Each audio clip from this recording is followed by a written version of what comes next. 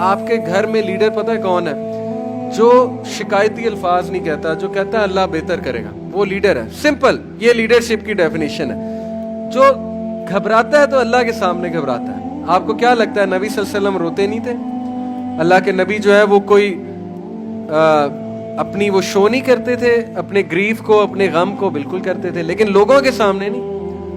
وہ رات کو اللہ کے سامنے روتے تھے کہ اللہ میں ضعیف ہوں. آپ وہ واقعہ یاد رکھیں، طائف سے واپسی پہ پتھر کھائے نبی اکرم صلی اللہ علیہ وسلم نے، اور حضرت عائشہ جنگ احد کے بعد پوچھا نبی اکرم صلی اللہ علیہ وسلم سے کہ اللہ کے رسول آپ پہ سب سے مشکل وقت کون سا تھا؟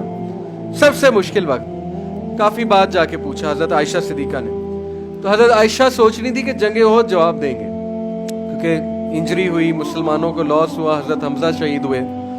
اللہ کے نبی نے کہا کہ عائشہ سب سے مشکل وقت طائف کا تھا، کیونکہ میری اپنی قوم نے مجھے پتھر مارے تھے. اس سے بڑا سائیکولوجیکل ٹارچر نہیں ہوتا ہے کہ اپنے بچے پتھر مار رہے تھے اور مطلب گالیاں بک رہے تھے. تو نبی صلی اللہ علیہ وسلم نے کہا اس سے بڑا میرے لیے امتحان کوئی نہیں تھا. تو وہ کیا تھا کہ اللہ کے نبی صلی اللہ علیہ وسلم ایک درخت کے نیچے بیٹھے. وہ درخت ابھی بھی موجود ہے. انفیکٹ اس پورے علاقے میں وہ درخت سب سے ہرا بھرا ہے. یہ برکات ہے ہمارے نبی کی.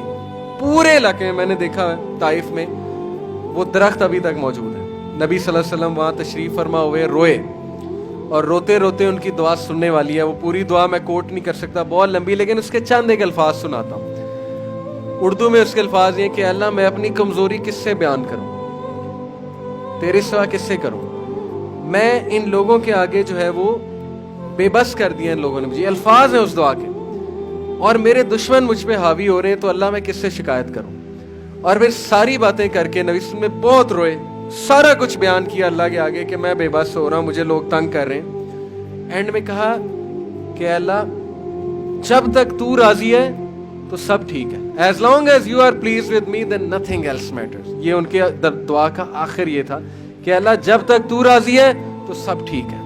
امیجن کریں کیتھارسس کیا، اللہ کو سب سنا دیا، اسٹرینتھ پکڑی، اس کے بعد کہا کہ اللہ جب تک تو میرے پاس ہے، جب تک تو راضی ہے، سب ٹھیک ہے.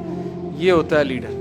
اوکے، لیڈر یہ نہیں کہ لوگوں کے سامنے جا کے واویلا کر رہا ہے، لوگوں کے سامنے شکایت کر رہا ہے. لوگ کہیں گے کمزور آدمی.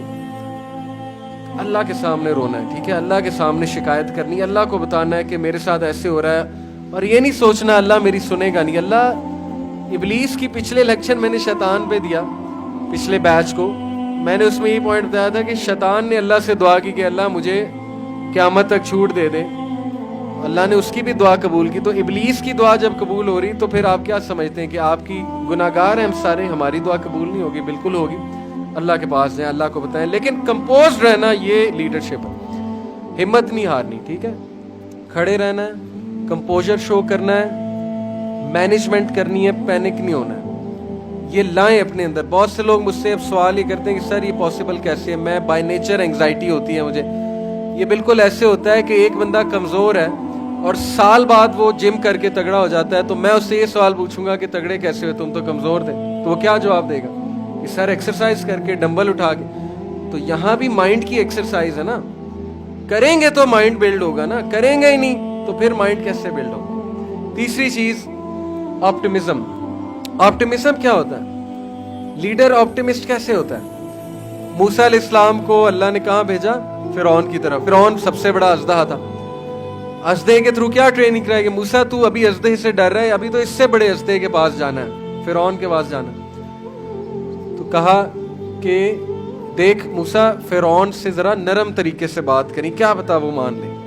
اللہ کو کنفرم تھا کہ نہیں مانے گا، اللہ تعالیٰ کو غیب کا علم ہے، اللہ کو کنفرم تھا فرعون نہیں مانے گا، لیکن موسیٰ علیہ السلام کو مایوس نہیں کیا. کہا نرم طریقے سے بات کریں، کیا پتا وہ مان لے.